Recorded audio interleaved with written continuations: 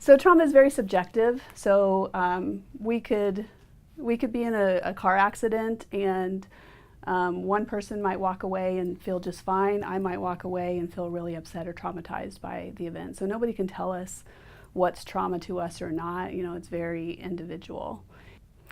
So trauma can be explained in a lot of different ways. In its simplest form, trauma is any experience that overwhelms our ability to cope naturally.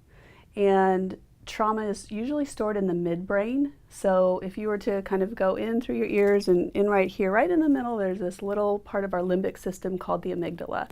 And the amygdala is kind of a kidney bean shaped thing. It's little, but it's like a fire alarm, and it will say danger, danger, danger, even if there isn't danger. And that's what happens sometimes with traumatic events. When things don't process through, whether it's with REM sleep or just in general, some of those thoughts, images, emotions, and body sensations get stuck or frozen or unprocessed. And our amygdala gets activated whenever we're reminded of them. So the past, maybe something happened 10 years ago, but the past becomes the present in that moment when we're reminded. And so we have this experiential memory versus a factual or a story memory, where, you know, we might think back to 10 years ago, I know I went to a wedding, I don't really remember what happened, these two people got married, it was great, whatever, you know, versus, oh, I can remember a lot of these pieces of the event, and oh, my stomach starts hurting when I think about this, that kind of thing. We can have big T and little t trauma. Big T trauma is things like abuse or being in an earthquake or a car accident or a sexual assault, something like that.